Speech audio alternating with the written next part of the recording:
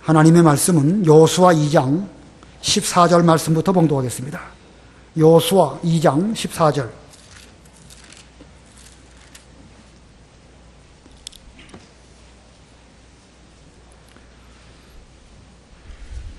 여호수아 2장 14절.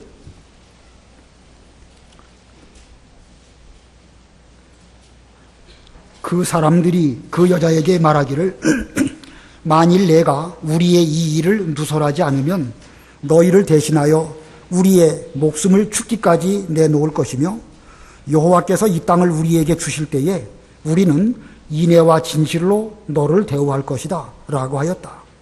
라합이 창문을 통하여 줄을 달아 그들을 내려 주었는데 이는 그 여자의 집이 성벽 위에 있어서 그 여자가 성벽 위에 살고 있었기 때문이다. 라합이 그들에게 말하기를 뒤쫓는 자들이 당신들과 마주치지 않도록 산으로 가서 거기에서 사흘 동안 숨어 있다가 뒤쫓는 자들이 돌아간 후 당신들의 갈 길을 가십시오 하니 그 사람들이 그 여자에게 말했다. 내가 우리에게 맹세하게 한 이 맹세에 대해 우리가 허물이 없도록 하겠으니 우리가 이 땅에 들어올 때 우리를 달아내린 창문에 이 붉은 줄을 매어 두고 너의 부모와 형제와 아버지 집의 사람들을 모두 너의 집으로 모이게 하여라. 누구든지 너의 집 문 밖으로 나가면 그의 피는 그의 머리로 돌아갈 것이고 우리에게는 허물이 없을 것이다. 그러나 만일 너와 함께 집 안에 있는 사람에게 손을 대면 그의 피는 우리 머리로 돌아올 것이나 만일 내가 우리의 이 일을 누설하면 내가 우리에게 맹세하게 한 이 맹세에 대해 우리는 허물이 없을 것이다.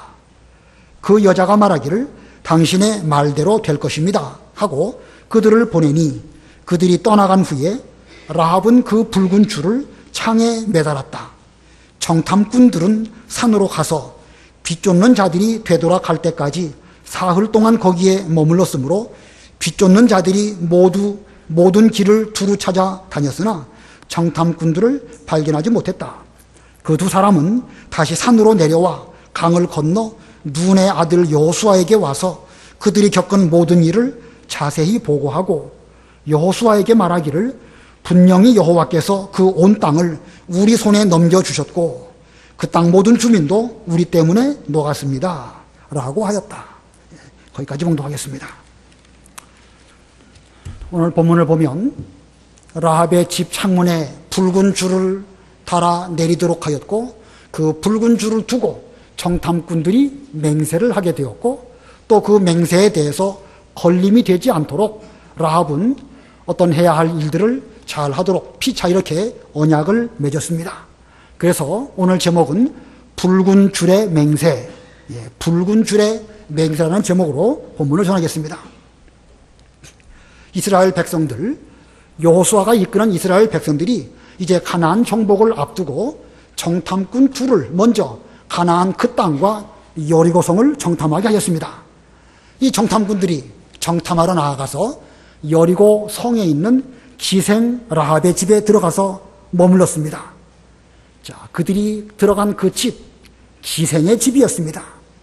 기생, 사회적으로 깨림직하고 특히 이스라엘 백성들 입장에서 보았을 때는 가까이 하기 싫은 그런 부류의 사람이라고 할 수가 있습니다.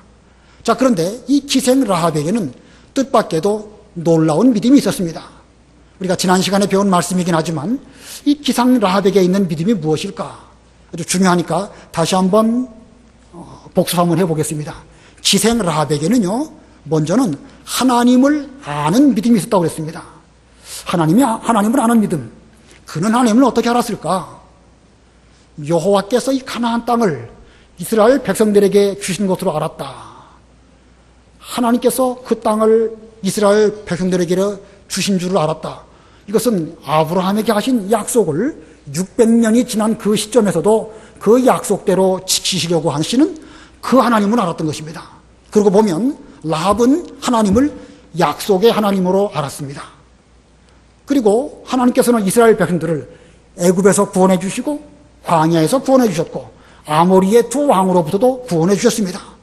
우리가 그 앞부분에 10절에 그렇게 말하고 있죠. 그리고 보면 이 라합은 하나님을 두 번째로는 구원의 하나님으로 알았던 것입니다. 첫 번째로는 약속의 하나님으로 알았고 두 번째로는 구원의 하나님으로 알았습니다. 그리고 위로는 하늘과 아래로는 땅 위에 여호와 하나님 같으신 분이 없으십니다. 이렇게 말하고 있습니다. 자, 하나님은 어떤 분이실까? 위로는 하늘로 또 아래로는 땅으로 여호와 같으신 분이 없으시다. 무소부재하시고 전지하시고 전능하신 하나님을 이렇게 표현한 것입니다. 뭐 자세하게 그렇게 전지하시고 전능하시고 무소부재하시다 이렇게까지 성경에 언급해서 표현한 것은 아니지만 이 라합은 그 여호와 하나님을 전지하시고 전능하시고 안 계신 곳이 없으신 무소부재의 하나님으로 알았습니다. 자, 그러고 보면 이 라합이 하나님을 아는 그 정도가 보통이 아니죠. 언약의 하나님, 구원의 하나님, 전지전능하시고 무소부재하신 이런 하나님으로 알았습니다. 상당히 하나님을 올바로 아는 사람이라고 할 수가 있습니다. 뿐만 아니라 야고보 2장의 말씀을 인용해서 그는 행함이 있는 믿음으로 정탐꾼들을 잘 선대해주고 또 잘 돌아가도록 그렇게 하였습니다.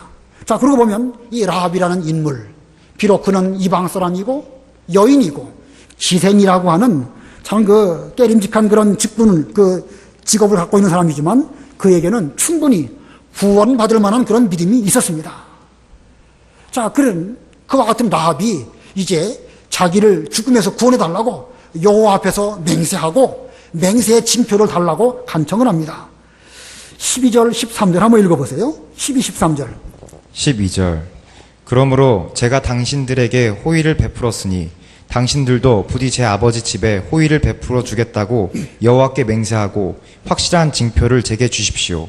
그리고 제 부모와 형제 자매와 그들에게 속한 모든 사람을 살려주시고 죽음에서 우리의 생명을 구해주십시오. 예, 당신들도 부디 제 아버지 집에 호의를 베풀어 주겠다고 여호와께 맹세하고 확실한 징표를 제게 주십시오. 자, 지금 이 라합이 이 정탐꾼 둘에게 간청하는 것이지요. 제가 당신들에게 호의를 베풀어 준 것처럼 당신들도 저에게 호의를 베풀어 주어가지고 저와 저의 부모님들과 형제 자매들이 죽음에서 우리의 생명을 구원해달라고 이렇게 좀 간청하고 있습니다. 자, 이런 간청을 오늘날 우리에게 한다고 하면 우리들은 이 간청 들어주겠습니까? 안 들어주겠습니까? 여러분이라고 하면 어떻게 생각하시겠습니까? 라합이 와가지고 우리들이 지금 그 라합을 구원해 줄 만한 그런 힘이 있다고 칠 때에 여러분에게 그런 간청을 합니다. 여러분 들어주실 겁니까? 안 들어주실 것입니까?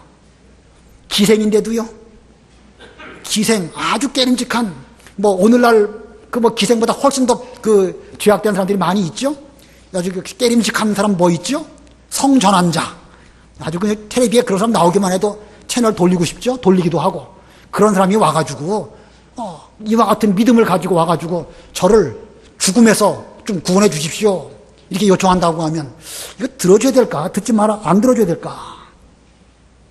쉬운 답은 아닙니다. 답은 분명히 들어줘야 되겠구나 라고 우리가 머릿속으로는 생각하지만 실제로 그걸 들어준다는 것은 보통 어려운 것이 아닙니다. 자, 믿음으로 나와서 구원해달라고 하는데 이런 정도의 믿음을 갖고 있다고 하면 하나님 입장에서 본다고 하면은요, 당연히 그런 간청을 들어주십니다. 왜냐하면 하나님은 언약의 하나님이시고 구원의 하나님이신데 그 언약에 대한 믿음을 가지고 와갖고 하나님, 제가 인간적으로는 이렇게 죄인이지만 하나님의 언약을 믿고 구원해 주실 것을 바라보면서 이렇게 간절하게 저의 구원을 간청드립니다. 이렇게 말한다고 하면 분명히 그에게 믿음이 있을진데 하나님도 들어주실 것입니다. 그렇다고 하면 오늘날 우리들도 마땅히 들어줘야 되겠죠? 그러나 현실적으로 실제로 그럴까? 이 이스라엘 사회에서 이 기생 라합을 얼마나 잘 받아주었을까 좀 생각을 해보고 오늘 우리가 이 본문 가운데에서 하나 확실히 받아들여야 될 교훈은 우리 인간적으로 볼 때에 아무리 못마땅스러운 그런 사람이라 할지라도 그에게 분명히 믿음이 있다고 하면 내가 인간적인 잣대로 상대방을 된다 안 된다 말할 것이 아니고 그에게 분명히 믿음이 있다고 하면 우리는 함부로 구원 못 받을 것이다, 지옥 갈 것이다 이렇게 말해서도 안 되는 것이고 그런 믿음이 있다고 하면 혹시 나의 인간적인 기준으로는 받아들이기 어려워도 받아들여야 됩니다. 그래야 그것이 성경적이고 믿음으로 구원받는다는 것을 제대로 믿고 있는 그런 성도라고 할 수가 있을 것입니다. 지금 기생 라합은요, 정탐꾼들을 지금 오히려 살려주고 있죠. 지금 기생 라합이 정탐꾼들을 자기 집에 숨겨주고 살려주고 있습니다. 무슨 어려운 일을 만난 것도 아니에요. 지금 당장 라합이 육신적으로 무슨 죽는다든지 당장 무슨 위험에 빠졌다든지 그런 건 아닙니다. 그런데 지금 라합은 구해달라고 요청하고 있습니다. 이 라합이 구원해달라고 하는 요청은 단순히 육신적인 생명을 구원해달라고 하는 것이 아니고 이스라엘 백성들이 하나님을 섬기는 그런 신령한 복을 받은 것처럼 저에게도 그 복에 참여하고 그 하나님을 섬길 수 있는 이런 은혜를 주십시오라고 지금 간청을 드리는 것입니다. 이 같은 라합의 간청에 대해서 두 정탐꾼은 이 라합과 붉은 줄을 두고 맹세를 합니다. 본문 17절 18절 읽어보세요. 17절 그 사람들이 그 여자에게 말했다.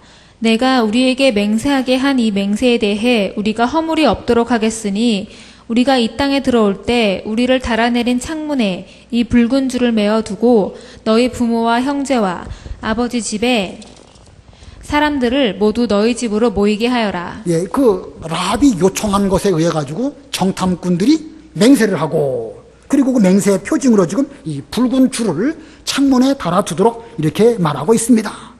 20절과 21절도 읽어보세요. 20절 만일 내가 우리의 이 일을 누설하면 내가 우리에게 맹세하게 한 이 맹세에 대해 우리는 허물이 없을 것이다.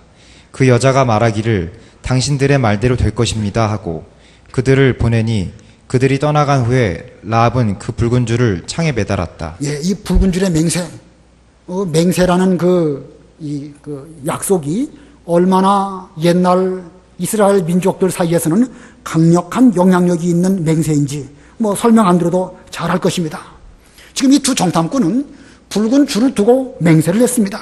이 맹세를 할 때에 그들은 개인의 자격으로 라합에게 맹세한 것이 아니고 이스라엘을 대표해서 여호와 하나님 앞에서 한 맹세입니다. 이스라엘을 대표해서 여호와 하나님 앞에서. 자, 그것은 그 12절에 그 라합의 말 속에 잘 들어 있습니다. 12절을 다시 보면 그러므로 제가 라합이 당신들에게 호의를 베풀었으니 당신들도 부디 제 아버지 집에 호의를 베풀어 주겠다고 여호와께 맹세하고 확실한 징표를 제게 주십시오. 사람에게 맹세한 것이 아니고 무슨 인간적인 그런 맹세가 아니라 여호와 앞에 맹세하고 그 맹세를 반드시 지키겠다는 징표를 내게 주십시오 라고 이렇게 말한 것입니다. 자, 그러고 보면 이 붉은 줄의 맹세, 여호와께 맹세하고 확실한 징표를 가지고 이 붉은 줄을 준 것입니다. 그러니까 붉은 줄은 여호와 앞에서 여호와께 맹세한 이런 징표입니다. 여호와 앞에서 여호와를 두고 맹세한 그런 징표입니다. 자, 여기 나와 있는 붉은 줄, 그냥 단순하게 그냥 빨간 색깔 줄을 걸어 맸다 이렇게 해석하는 사람도 있습니다. 그러나 성경 전체의 원리를 놓고 볼 때 이 붉은 줄은 무엇을 상징하겠지요? 예, 우리 예수님의 피, 우리를 위하여 십자가에 죽어주신 그 보혈의 피를 상징하는 것이 바로 이 붉은 줄입니다. 자, 예수님께서 우리의 구원에 대한 언약을 성취하시려고 친히 피 흘려 주신 그 구원의 표징으로 우리는 예수님의 십자가를 믿음의 표징으로 삼고 있습니다. 이 시대에는 아직도 십자가 구원이 완성되기 전이었기 때문에 그 십자가 구원을 예표하는 것으로 이 붉은 줄을 창문에 달게 하였습니다. 오늘날도 나를 위하여 십자가에 죽어주신 예수님을 구주로 믿는다고 하면 누구든지 기생이라 할지라도 아무리 그 깨림직한 그 누구라 할지라도 어떤 사람이든지 하나님께서는 구원해 주시고 하나님의 백성으로 삼아 주십니다. 그러므로 우리는 이 정탐꾼이 이런 맹세라고 그 맹세를 철저하게 잘 이해한 것처럼 오늘날 우리들은 사람과 사람, 저와 여러분과 여러분 사이사이에 여러 가지 인간적으로 허물이 많이 있다 할지라도 그 사람 속에 예수님의 십자가 보혈을 믿는 믿음이 있다고 한다면 우리는 인간적인 허물 봐서는 안 됩니다. 이게 쉬울까요? 이게 쉽지 않습니다. 우리는 다른 사람 보면은요, 침소 봉대, 어떤 그 허물, 그 눈 속에 있는 티, 그거 하나도 막 엄청나게 크게 보이고 내 속에 있는 들보는 전혀 안 보이죠? 아마 너무 가까이 있기 때문에 안 보이는지 모르겠습니다. 이게 인간이에요. 누구나 다. 저도 그렇고 여러분도 그러시겠지만 아무튼 그렇습니다. 그럴지라도 우리는 그런 식으로 보지 말고 그 형제가 예수 그리스도를 믿는 믿음이 있다고 하면 이 이스라엘 사회가 라합을 하나님의 백성으로 잘 영접한 것처럼 우리도 그 서로 용납하고 받아주는 이런 우리가 해야 될 것입니다. 그렇기 때문에 우리는 본문을 보면서 내 자신이 먼저 저는 기생 라합과 같은 사람입니다. 인간적으로 형편없는 자입니다. 그러나 붉은 줄 예수님의 십자가와 부활로 구원을 얻었습니다. 이렇게 우리는 여겨야 될 것이고 또 구원을 간구하는 어떤 다른 사람, 라합 같은 그런 사람이라 할지라도 그리스도 안에서 서로 받아들이는 이런 따뜻한 교회가 되어줘야 할 것입니다. 자, 우리는 믿음의 눈으로 보고 하나님께서 이스라엘을 대표해서 이 정탐꾼들을 이렇게 그 라합을 잘 영접한 것처럼 그런 관점으로 봐야 됩니다. 실제로 우리의 생활 가운데에서 서로 용납하는 그런 교회가 되어야 될 것이고 이제 이 말씀을 주일학교 학생들에게 가르칠 때에도요 좀 그런 면으로 좀 잘 강조해서 잘 가르쳐 줘야 됩니다. 학생들을 보면은요 초등학교 때나 혹은 중학교 올라가면서 그 예민한 그 시기에 서로 받아들이지 아니하고 그 소 닭 보듯이 하는 그런 관계를 그 유지하게 되면 거의 평생 그런 관계가 갑니다. 어느 시점 가면 반드시 어떤 한 사람은 떨어져 나가는 것을 저는 여러 번 목격했습니다. 우리 주일학교 아이들도 내가 상대방을 예수님의 이름으로 서로 영접하지 않고 그냥 남남처럼 한다고 하면 어느 시점에 내가 떨어져 가든지 저 친구가 떨어져 나가든지 그런 일이 있을 수 있다. 그렇기 때문에 너희들은 라합을 잘 영접한 것처럼 너희들도 서로 잘 어울리고 너희 가운데 왕따시키지 말고 좀 이런 말씀을 잘 가르쳐서 우리 사이에 그런 그 좋지 못한 그런 결과가 나오지 않도록 그렇게 잘 해야 될 것입니다. 자, 정탐꾼과 라합 사이에 붉은 줄을 두고 서로 맹세를 했습니다. 그러나 이 맹세는 누가 한 맹세죠? 라합의 맹세입니까? 정탐꾼의 맹세입니까? 누가 맹세한 것이죠? 정탐꾼이 맹세한 거예요. 정탐꾼이 내가 당신을 이렇게 하겠소 라고 맹세를 하고 그 맹세에 대해서 라합은 또 지켜야 할 것들을 또 이 본문에 잘 보면 말씀하고 있습니다. 그래서 첫 번째는 정탐꾼의 맹세, 그리고 두 번째는 라합의 의무 이렇게 배우고 또 그 뒤에 세 번째 대지는 이따 가서 또 말씀드리겠습니다. 자, 첫 번째 대지 정탐꾼의 맹세입니다. 정탐꾼의 맹세 본문 14절 읽어보세요. 14절 그 사람들이 그 여자에게 말하기를 만일 내가 우리의 이 일을 누설하지 않으면 너희를 대신하여 우리의 목숨을 죽기까지 내놓을 것이며 여호와께서 이 땅을 우리에게 주실 때에 우리는 인애와 진실로 너를 대우할 것이다 라고 하였다. 예, 이 정탐꾼이 맹세할 때에 그 라합이 이 비밀을 누설하지 않을 것을 전제 조건으로 하면서 이제 맹세를 합니다. 우리의 목숨을 죽기까지 내놓을 것이며, 자, 맹세 가운데 첫 번째가 우리의 목숨을 죽기까지 내놓을 것이다. 이렇게 맹세하고 있습니다. 자, 얼마나 강력한 맹세인지 알겠죠? 죽음으로써 이 맹세를 지키겠다. 예, 우리의 목숨을 죽기까지 내놓을 것이다. 예, 라합을 위해서 죽음으로 지금 맹세하고 있습니다. 두 번째는 어떤 맹세를 하고 있죠? 어떻게 대한다고 말씀하고 있습니까? 라합을 위해서 인애와 진실로 대할 것이다. 여호와께서 이 땅을 우리에게 주실 때에 우리는 인애와 진실로 너를 대우할 것이다. 인애와 진실. 이 성경을 번역할 때 보면은요, 인애라고 번역하는 부분도 있지만 같은 단어라도 인애 대신에 사랑으로 번역하는 부분도 있습니다. 사랑과 진실로 너를 대할 것이다. 지금 이렇게 말하고 있습니다.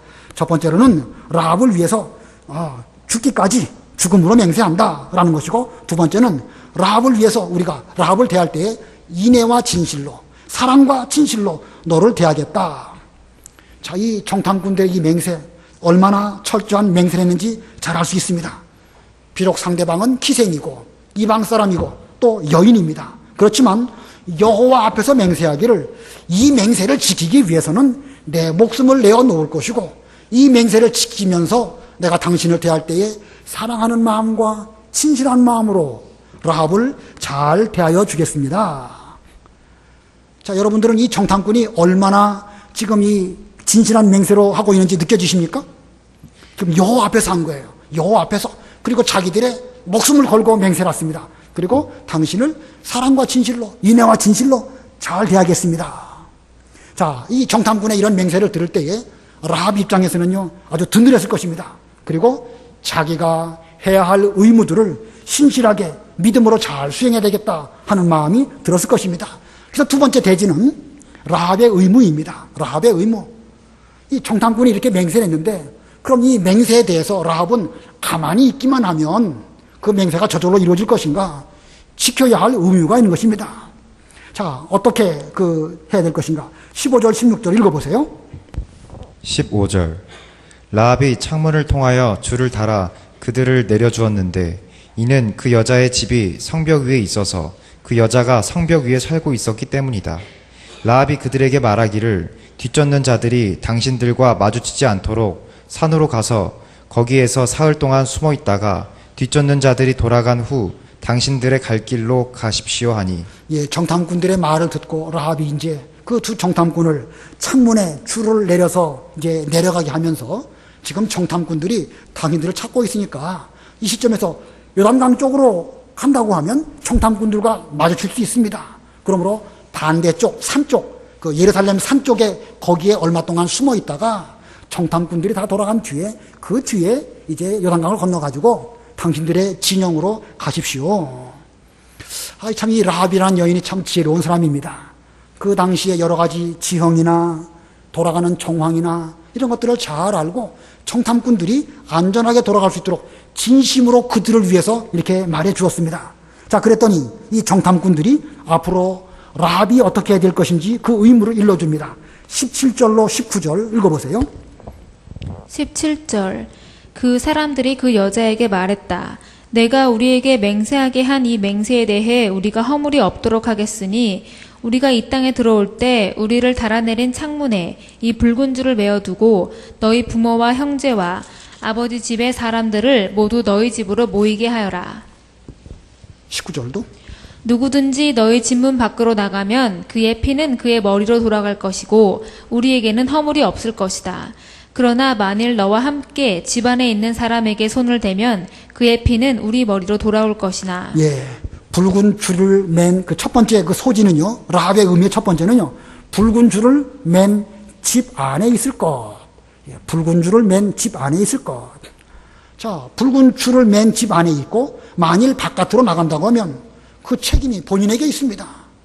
이스라엘 백성들이 이 여리고를 침략해 들어올 때에 그 붉은 줄을 맨 집에 대해서는 구원을 베풀고 보호해 주겠지만 집 바깥으로 나간 사람에 대해서까지는 책임을 질 수 없으니까 반드시 붉은 줄을 맨 집 안에 있어야 됩니다. 이렇게 반드시 하십시오 라고 의무사항을 말해 주었습니다. 우리는 이걸 보면서 무엇이 생각이 나지요? 이스라엘 백성들이 출애굽하고 출애굽할 때 10번째 재앙, 장자의 재앙이 내릴 때 즈음에 양의 피를 그 문에 바르고 그 집 안에 있을 때에 하나님의 사자, 그 죽음의 사자가 그 집을 유월해서 넘어갈 것을 말하였습니다. 그 유월절이 그렇게 해서 생겨진 것이죠. 자, 그것은 장차 유월절 양으로 오시는 예수 그리스도께서 대신 죽으심으로 말미암아 우리에게는 더 이상 죽음이 임하지 않을 것임을 믿고 그 믿음으로 그 안에 머무는 것, 이것을 말하는 것입니다. 자, 이렇게 이 붉은 줄은 유월절 양을 의미하는 것이고 또 장차 오실 예수 그리스도를 상징합니다. 그러면 그 집 안에 있는다고 했는데 집 안은 뭘 가리키겠죠? 집 안. 붉은 줄을 맨 그 집 안에 있어야 되겠다. 그 집이라고 한다고 하면 오늘날 교회를 가리키는 거겠죠. 예, 교회. 중요한 이 교훈입니다. 교회 바깥에 나가면 구원이 있겠습니까? 없겠습니까? 여기서 말하는 교회는 지금 예배당 건물을 말하는 것이 아닙니다. 예, 믿음의 세계 안으로 들어오는 사람에게만 구원이 있는 것이지 이 교회 바깥으로 나아가면 구원은 없습니다. 잘 알아들으셔야 됩니다. 꼭 명리교회만 와야 된다. 예배당 건물 안에 있어야 구원을 받는다. 이런 뜻이 아니고 예수 그리스도를 믿는 그 믿음을 가지고 이 예수님 안에 들어와서 주 날개 및 내가 편안히 거하네, 이런 신앙생활을 할 때에 그 사람이 구원을 받는 것입니다. 그래서 이 붉은 줄을 맨 집, 바로 오늘날 교회를 의미하고 또 그 집 안에 있는 사람, 교회 안에 있는 사람, 오늘날 누구를 가리키겠습니까? 성도들을 가리키는 거겠죠. 성도들. 자, 오늘날 성도가 자기가 있어야 할 자리 지키지 못하고 이 교회 안에 머물지 않고 바깥으로 나아간다, 배회한다. 그는 하나님의 심판을 피할 수가 없을 것입니다. 아무리 붉은 줄을 맨 그 집, 그것이 있다 할지라도 그 안에 머물지 않고 바깥으로 나아간다고 하면 그 사람에 대한 그 구원은 없고 그는 스스로 화를 자초하게 될 것입니다. 우리 모두는 우리가 있어야 할 위치가 어디인지 그 위치를 잘 지키시는 여러분이 되시기를 바라고, 또 우리 주락학생들에게 이 말씀을 가르칠 때에 앞으로 여러 가지 어려운 일들을 겪을 때에 교회를 떠나갈 만한 그런 일들 겪을 수 있지만 목숨 걸고 우리는 이 붉은 줄을 맨 집인 교회 안에 머물러야 된다. 여기 머물지 않고 자기 가고 싶다고 여기저기 마음대로 다니고 뭐 여기 대학로도 나가고 예배 시간에 엉뚱한 짓 하고 그러면 그 사람 화를 스스로 자초하는 것입니다. 믿음에서도 그렇기도 하거니와 구원 문제가 아니라 할지라도 스스로 화를 자초하는 것입니다. 너무너무 그런 사람들이 많아요. 어렸을 때는 이 교회에서 신앙생활 잘하지만 충분히 큰 뒤로는 자기 가고 싶은 대로 마음대로 가고 있어야 할 그 시간, 예배 시간 이 자리에 있지 않는다고 하면 그는 스스로 화를 자초하는 것입니다. 학생들에게 이걸 잘 가르쳐서 평생 하나님의 교회, 이 교회 떠나가지 않고 끝까지 자기 자리를 잘 지키는 그 의무를 잘 감당하는 그런 학생들이 되도록 잘 일러주시면 좋겠습니다. 그 다음에 라합의 의무의 두 번째는요, 비밀을 누설하지 않을 것입니다. 비밀을 누설하지 않을 것. 본문 20절, 21절 읽으셔요. 20절. 만일 내가 우리의 이 일을 누설하면 내가 우리에게 맹세하게 한 이 맹세에 대해 우리는 허물이 없을 것이다. 그 여자가 말하기를 당신들의 말대로 될 것입니다 하고 그들을 보내니 그들이 떠나간 후에 라합은 그 붉은 줄을 창에 매달았다. 예. 지금 정탐꾼과 라합이 그 붉은 줄을 통해서 맹세를 했습니다. 그 맹세의 내용은 무엇인가? 이 붉은 줄을 매단 집 안의 사람들은 구원을 받는다. 이게 그 맹세의 내용이죠. 붉은 줄을 매단 집 안에 있는 사람들은 이 여리고 성이 무너질 때에도 반드시 죽지 않고 구원을 받는다. 자, 이 비밀입니다. 만일 이 비밀이 누설된다고 하면 이건 이스라엘 백성들은 이스라엘 백성들대로, 라합은 라합대로 아주 어려운 일을 겪습니다. 라합에게는 어떤 해가 돌아오겠죠? 라합이 이스라엘 사람들과 내통해가지고 그 집안에 거기에 붉은 줄을 달았구나. 저 붉은 줄이 뭔가 했더니 저게 내통한 죄구나. 내통한 그 증표구나. 여리고 성 왕이나 그 군인들이 그 라합 집을 가만두지 않을 것입니다. 또 그 비밀이 누설된다고 하면 정탐꾼에게는, 이스라엘 백성들에게는 어떤 해가 돌아오겠습니까? 이스라엘이 여리고를 정탐하고 돌아간 그것만으로도 이게 문제가 되는데, 여리고 왕이 만반의 준비를 잘하고 이 이스라엘 백성들이 쳐 들어올 길목에 여러 가지를 준비한다고 하면 이스라엘 백성들도 어려움 가운데 처할 것입니다. 자, 오늘날 이 비밀은 무엇일까? 오늘날 이 비밀은 우리들의 구원에 관한 복음입니다. 이 구원에 대한 복음, 세상 사람들에게 대해서는 감추어진 비밀입니다. 자, 이 비밀을 누설하지 않는다는 것, 그것은 오늘날 우리로 말한다고 하면 이 복음을 배반하지 않는 것입니다. 우리가 이 복음을 배반하지 않는 이 언약을 지켜야 됩니다. 신앙생활을 얼마만큼 잘하는 것처럼 하다가 자기의 무슨 유익을 위해서든지 혹은 어떤 그 편의를 위해서 복음을 배반한 그 사람은 본인에게나 하나님의 일에 큰 손해를 끼치게 되는 것입니다. 자, 그것이 곧 비밀을 누설하는 것이게 되는데, 우리는 그렇게 되지 않도록 우리는 우리의 이 복음, 하나님 말씀 배반하지 않고 끝까지 믿음을 잘 지키는 그런 우리가 되어야 할 것입니다. 자, 그 다음에 이제 세 번째 대지는 정탐꾼이 여호수아에게 보고함. 정탐꾼이 여호수아에게 보고함. 정탐꾼들은 그 여리고성을 정탐한 그 내용과 또 여리고성의 여러 가지 분위기들 여호수아에게 잘 보고했습니다. 어디에 산이 있고 어디에는 어떤 초소가 있고 등등 이런 지형 지물에 대한 보고도 했겠지만, 더욱 중요한 것은 지금 여리고성 사람들의 마음이 어떤지, 우리가 앞에서 배웠지만 그들이 간담이 녹았다고 그러죠.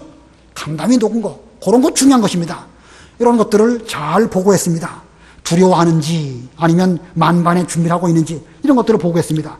22절로 24절 읽어보세요. 22절.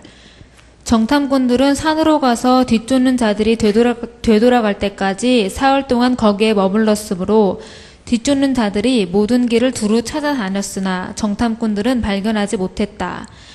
그 두 사람은 다시 산에서 내려와 강을 건너 눈의 아들 여호수아에게 와서 그들이 겪은 모든 일을 자세히 보고하고 여호수아에게 말하기를 분명히 여호와께서 그 온 땅을 우리 손에 넘겨주셨고 그 땅 모든 주민도 우리 때문에 녹았습니다라고 하였다. 예, 옛날이나 지금이나 전쟁을 할 때에 어떤 그 정보를 가지고 준비하느냐 하는 게 아주 중요합니다.